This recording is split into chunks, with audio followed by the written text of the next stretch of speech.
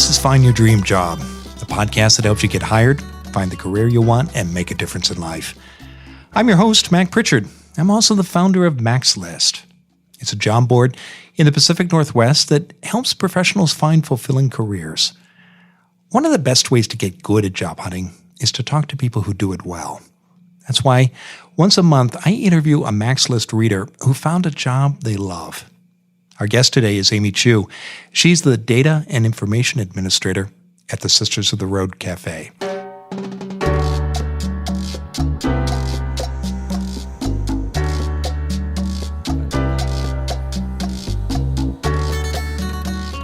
After building a career in technology in San Francisco's Bay Area, Amy Chu moved to Portland.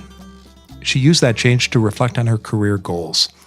And Amy asked herself if she wanted to stay in tech or switch to nonprofit work. In a story you can find on the Mac's List website, Amy says she found her dream job by building a professional network here in Portland, and she made those contacts through online research and informational interviews with people doing the work she wanted to do. Amy, welcome to the show. Thanks for having me, Mac. Well, it's a pleasure. Now, you're the Data and Information Administrator at Sisters of the Road. It's a nonprofit here in Portland dedicated to ending poverty and homelessness. Amy, why do you love your job? I love my job because I feel like I'm making an impact in the community that I want to live in every single day. So Sisters provides a basic resource, nourishing meals and drinks to the community, to members of the community in Old Town Chinatown, Portland. And every day I listen to our members of the community tell us that they get new jobs, that they found housing, or they reconnected with a family member. And it makes me feel like I'm doing some actual good work. Well, it's a wonderful organization. I came to Portland in 91, Amy, and Sisters of the Road was going strong then. And it has a long history in the community, doesn't it? It really does. We're coming towards our 40th anniversary. So there's a lot of planning going on with that and a lot of work. And as the Data and Information Administrator, I get to be the expert on our donor database and make sure all of the donations are entered in accurately and make sure everyone gets their acknowledgement letters and make sure the reports get pulled and all of the data is clean. Now, it's a change for you. Not only were you new to Portland when you came here, but you broke into nonprofit work for the first time. What makes this such a good fit for you after your career in technology? So the tech world had many perks. You may or may not know, travel, free catering, many financial incentives. However, there was something missing, and that was actual fulfillment, that I was going to be doing something more humanitarian that was actually benefiting the community as a whole. And so in Portland, we have so many nonprofit organizations, I couldn't help but take a look around. And thanks to Mac's List, I got to poke around and see a lot of different nonprofit jobs posted and see whether or not my marketing background and skill set would be a good fit for any of them. But you didn't stop at looking at job boards. You actually stepped away from the computer, didn't you, Amy? And you went out and talked to people when you were doing your search. Tell us more about that. So when I was still working in tech, I was part of the Portland Women in Tech networking group, which is actually now a community-driven nonprofit. And I made a lot of friends there, many of whom also worked in the nonprofit sector. So I was able to network with them and ask them which nonprofits could I make a real impact in. And so Sisters of the Road came up several times, actually, which was really surprising. And they have a great reputation in Portland. And I was also able to diversify my job searching techniques with reaching out to recruitment agencies here in Portland as well as look around on the job boards and read your book, How to Land a Job in Portland. Okay. So you looked at job boards. You were part of a professional group, Portland PDX Women in Tech. But sometimes I think, would you agree, Amy, people hear tech and they think it's all private sector. But was that your experience? Did you find there were a lot of, it sounded like you met a fair number of nonprofit people at PDX Women in Tech. Here in Portland, there are a lot of people who work part-time in several areas, whether it's for profit sector or nonprofit sector. And I found quite a few people who had very unconventional ways of working. So I myself was very curious about the nonprofit sector, reached out to a few leaders, nonprofit leaders on LinkedIn, and actually requested some informational interviews and was able to build a support network on LinkedIn, as well as the friends that I made in Portland. So that was very helpful. Okay. What would you say to listeners who say to themselves, yes, I know I need to connect with or reach out to people in my LinkedIn network and ask for informational interviews, but I either don't know how to get started or I send off emails and people don't write me back. What was your experience there, Amy? Leverage your support network to cheerlead you through the tough times. Yeah. They're going to be tough times. They're going to be interviews that go bust. They're going to be people who don't call you back. Just keep going, keep pushing, and diversify your job search tactics. If you just go through recruitment agencies, you're not going to be able to leverage all the amazing job boards out there like PDX Pipeline or MaxList or LinkedIn Jobs. Portlanders are very friendly. Ask your fellow Portlander if they know of any open job postings in your field of choice.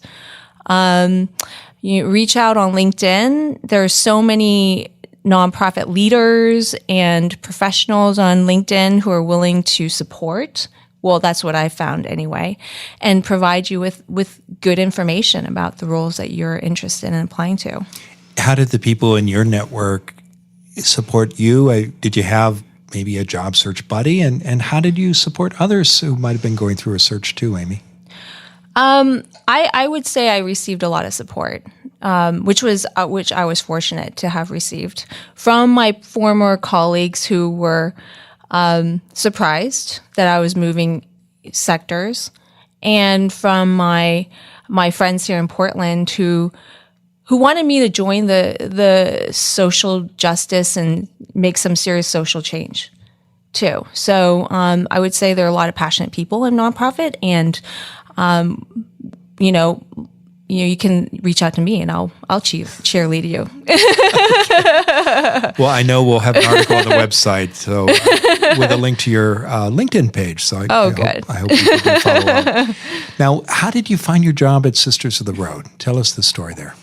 So a couple of my people I knew, one from Portland Women in Technology and others from other mutual friends had recommended that Sisters of the Road had a great reputation, one of the oldest well-known nonprofits in Portland, and maybe I should check whether or not they had a job open. And fortunately they did.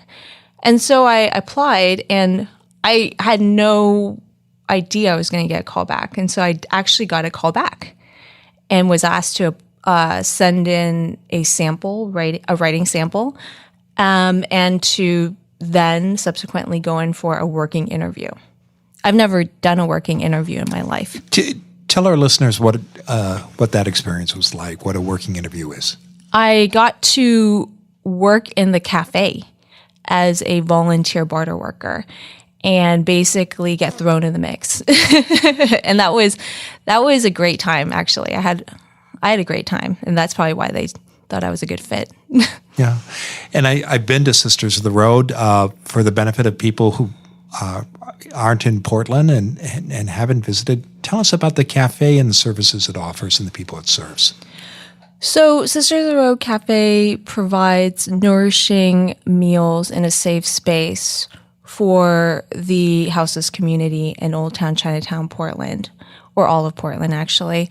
It also offers the opportunity to work barter shifts in the cafe in exchange for meals. So a lot of our community members work barter shifts for an hour or two, and they'll receive these green barter cards which they can exchange for healthy, nourishing meals in the future. And so a lot of them collect these green barter cards, and they can also exchange them for fresh change cards when summer time comes around. And those fresh change cards can be exchanged at the farmer's market, where they can further purchase more nourishing foods. Okay. You mentioned hearing about the job through your network at Sisters of the Road Cafe. When you reflect back on your job search, Amy, what was the one thing that made the biggest difference?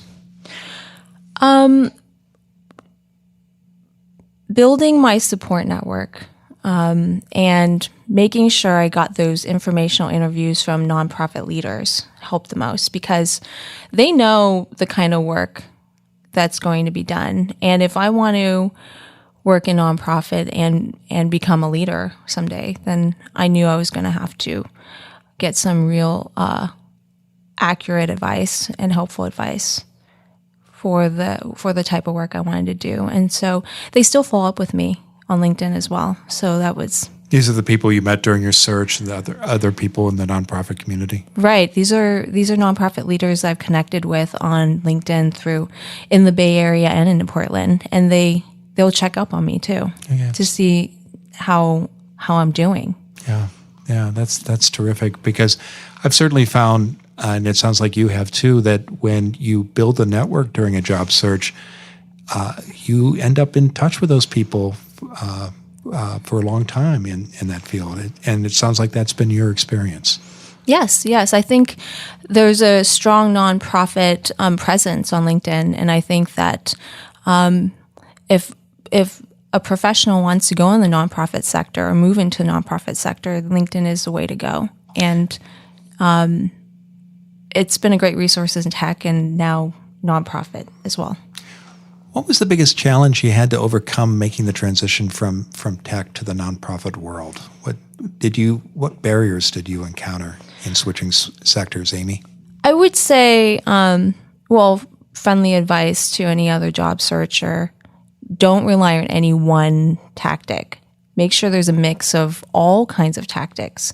Go out, speak with people at networking events, reach out to people on LinkedIn, reach out to recruitment agencies, scour your job boards, walk the streets maybe.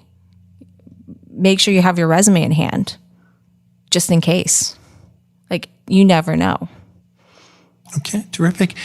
And finally, Amy, what's your number one job hunting tip? I would say what was most successful in this particular job hunt was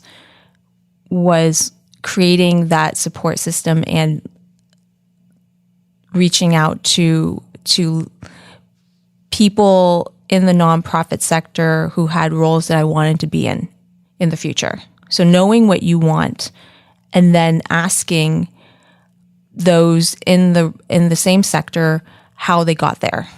Okay, terrific. Amy, thanks so much for coming to the studio today and sharing your story. Thanks for having me, Mac. Yeah, it's been a pleasure. Well, you can learn more about Amy Chu's job search by visiting maxlist.org/stories. And check out the Max List website for dozens of other success stories. Every Friday, we add a new interview with a Max List reader like Amy who's found a dream job. Go to maxlist.org/stories. In the meantime, thank you for listening to today's bonus episode of Find Your Dream Job.